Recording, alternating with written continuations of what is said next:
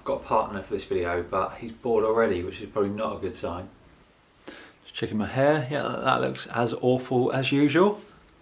Since my last video, we've gone past 15,000 subscribers, which is just bonkers. I honestly never thought that 15 people would want to listen to me bore on about golf, let alone 15,000. I mean, if I had £1 for every subscriber, I'd be a millionaire. I'm terrible at math. And I wouldn't have to keep making these nonsense videos. Yes, that would be good.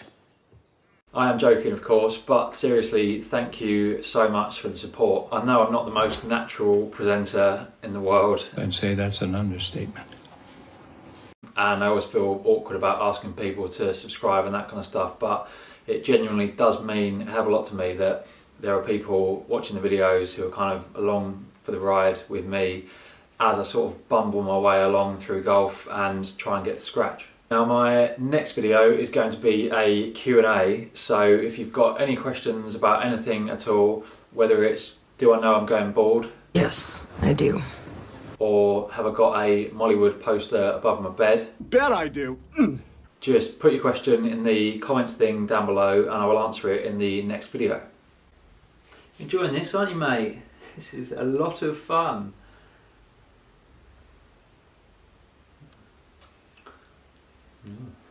Yeah, a little tummy rub. Hello.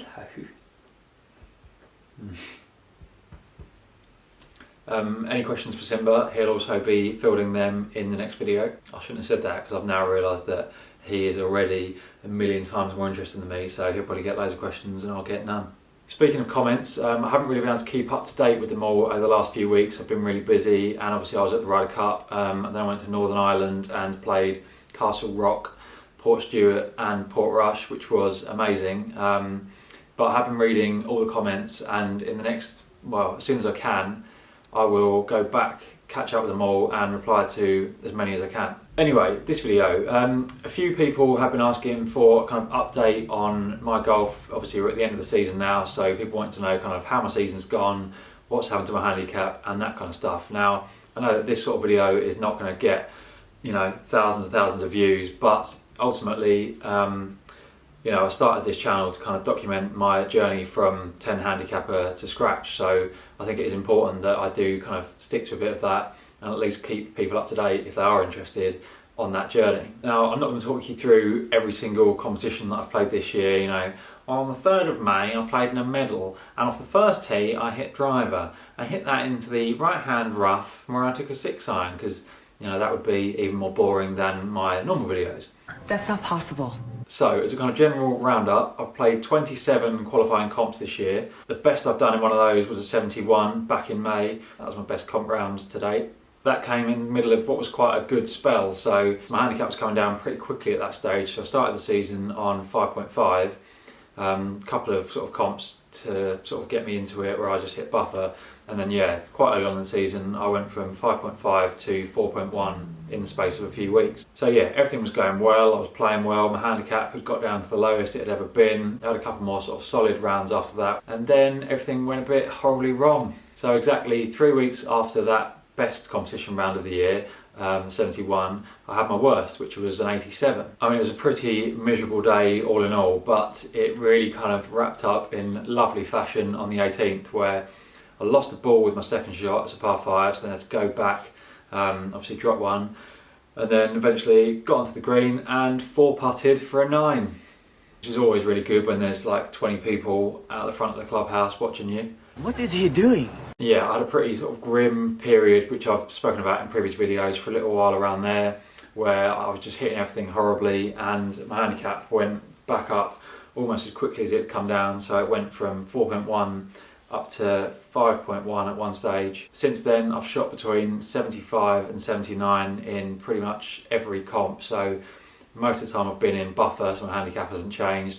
Occasionally it's gone up 0.1, occasionally it's come down 0.1, but as of today it is 5 exactly, so 5.0. So yeah, I've come down exactly 0.5 shots this year, which is not really as big a drop as I was hoping for, particularly after coming down so much at the start of the season. But having said that, at least it's gone in the right direction rather than going up by 0.5.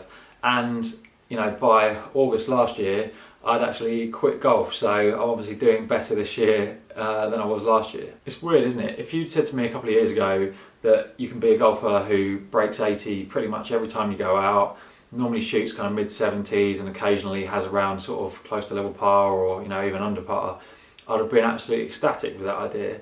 But now that I am that golfer, I'm not happy, and I'm sort of trying to work out what I need to do to change and get better than that. I guess as golfers we're just never really satisfied. As much as people say, I just want to get to single figures, then you get to single figures and you think, actually I want to get to 6 or 5 or category 1 or whatever. Obviously I want to get to scratch, but I think I'll be absolutely chuffed if I can succeed in getting to scratch. But I bet even if that happens, I'll still then be thinking, there's something else that I want to achieve. But I'll worry about that if and when I get there. So what else has been good and bad this year? I found a really good coach at the start of April, Sinjin McNabb, who obviously has been in a couple of videos, which was fantastic, really helped me a lot. It wasn't any coincidence that when I was working with him, sort of a few weeks after that is when I started playing some really good golf. The downside to that was that he is based in Germany, and the plan was that we would see each other every few weeks because he was going to be coming over here quite a lot, and then in between, when I was sort of doing the stuff that he had given me, like the drills and things, I'd send him videos and he'd be able to sort of draw on them or send me videos back. But the way things panned out, he got really busy, I was pretty busy. It got to a stage where we were only doing the video stuff, and yeah, it just wasn't working. So yeah, sadly that came to an end. After that I saw 2 other coaches locally, one for 1 lesson and one for 2, but I haven't found that person that I think, God, this guy is the guy who I completely trust, can really help get me to scratch. And then obviously I had the lesson with Danny Burstein, the sort of no look, find your natural golf swing kind of thing, which probably has helped me this year more than any other golf lesson. I'll talk about this whole thing a little bit more probably in the Q&A video because I've already had a question on Twitter about it. But coming during that time when for 2 months I hadn't been able to hit the golf ball out of the middle of the face, Danny got me doing that within 10 minutes. If you haven't watched that video, I'll try and put a link somewhere, but if not, I'm sure you can find it. I've called it How to Find Your Natural Golf Swing. If you're quite open-minded about golf, and particularly if you're struggling, I would recommend watching it. More than anything, I'd recommend going and having a lesson with Danny or somebody who teaches a similar way. Yeah, it really did make a big difference to me, and again, I don't think it's any coincidence that a couple of weeks after that lesson is the first time I ever shot under par. But yeah, coaching is definitely something that I'm thinking about now, particularly as I'm coming into winter, so I'm not sure what to do really. For the last couple of months since I had the lesson with Danny, I haven't been to see another coach. I've just been sort of working things out on my own. So let me know, what do you think? Should I keep doing that? Just sort of treat it as a kind of journey of self-discovery, and like some of the greatest players ever, like Ben Hogan and stuff, would say that the secret's in the dirt, and basically it's just down to you to go and practice, put the time in and find a way that works for you, rather than going to see a coach who gives you like the textbook golf swing and compares you to a video of Adam Scott. So yeah, should I do that, or is it naive to think that you can make those strides that you need to make to get from 10 where I was to, or even 5 where I am now, to scratch without some help? And if I'm going to get a coach, do you know anyone who you genuinely think is absolutely fantastic and could really help me? So I'm based in Stamford, which is about 10 miles north of Peterborough. So obviously if they're somewhere within sort of an hour and a half drive, that would be good. But at the same time, I've travelled to London, Manchester, Germany for golf lessons already. So if you know someone who's really good, who only gives lessons on the moon, then let me know and I'll probably end up going there. One other thing I wanted to do this year was to really sort out my golf bag in terms of the clubs that I'm using, and that has been pretty much a total failure. So I was meaning to get a new putter right at the start of this season, so I sold the 2 that I'd been flicking between for the last few years, with the idea that that was then going to compel me to sort it out pretty quick. I went for a putter fitting, which was good, but still didn't give me like a clear answer of this is the putter that you need, and as a result of that I ended up borrowing like a tailor-made spider putter from a mate of mine for about 6 weeks, which went really well. And then when I gave that back to him, since then I've been using a borrowed Bettinardi putter, which, you know, like anything, some good rounds, some bad. I know it's probably not absolutely perfect for me, but for whatever reason I still haven't been able to just find a putter that I think that's the one.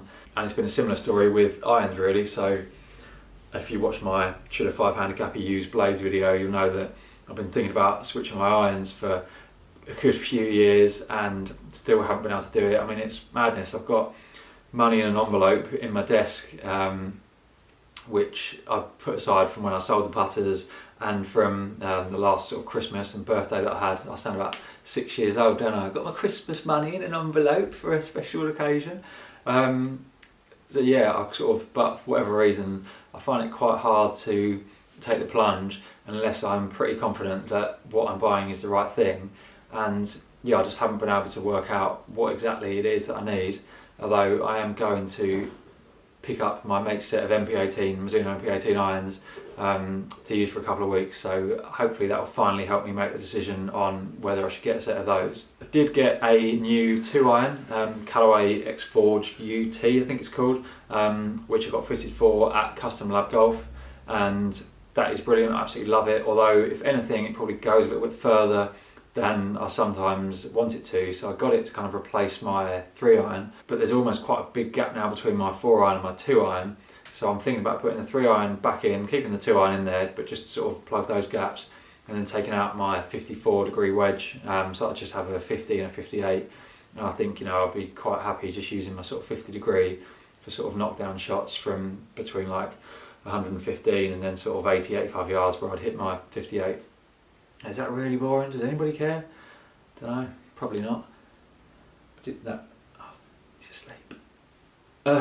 What else? So yeah, about a month ago I had my best ever round, that 1 under, which was really nice because since I started this whole journey of trying to get to scratch, one of the things that I wanted to do was at least shoot level par for a single round of golf. Obviously it takes a lot more than that to get to scratch, but at least knowing that I could play to scratch on a single given round would be a bit of a confidence booster. So to go one better than that and shoot 1 under, that was really nice. And I guess the next step is to shoot level par or under par in a competition. What else? I'm just thinking, so I did a video at the start of the year about my kind of goals for the season. So they were to enjoy the challenge of every shot, so not kind of get annoyed that I put myself in a bad position, but to think, okay, this is an opportunity to, you know, play a good recovery shot or to get up and down or whatever. And also to pick out at least one shot from every round that I was really happy with.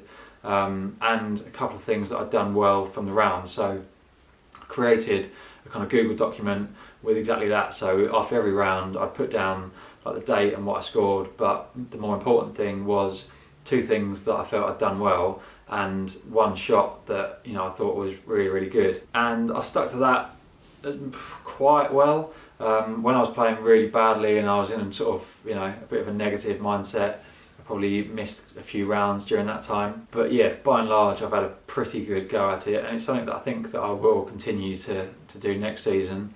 Another one of my goals was to really enjoy the good shots when they happen out on the course, and I've definitely done that. So when I've holed like good birdie putts or, you know, hit shots exactly how I intended, I've kind of allowed myself to enjoy them rather than sort of trying to, you know, brush them off because I'm embarrassed.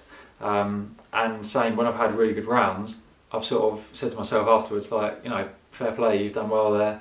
And I think that's important for me because I've always been someone who can get down on myself quite easily when things aren't going well. So that kind of thing of picking up things that are actually going alright kind of reminds me that, you know, things aren't probably as bad as I can sort of make them seem in my head.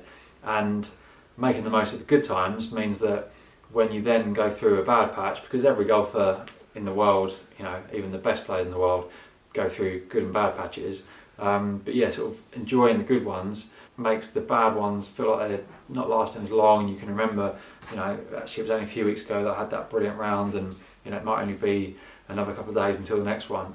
Yeah, it just helps the good times stay in your memory a little bit longer, which helps you get through some of the bad times, I find. Oh, he's had enough. I'm nearly finished as well. Simba is obviously bored. I'm sure that you're bored as well, and this wasn't meant to turn into a kind of therapy session for me. Like I said, next video will be a Q&A, so any questions you've got, pop them down below and I'll answer them in the next video. Until then, thank you for watching. Thank you very much for subscribing. 15,000, you know, I honestly can't really believe that. Yeah, until next time, I will see you in the future.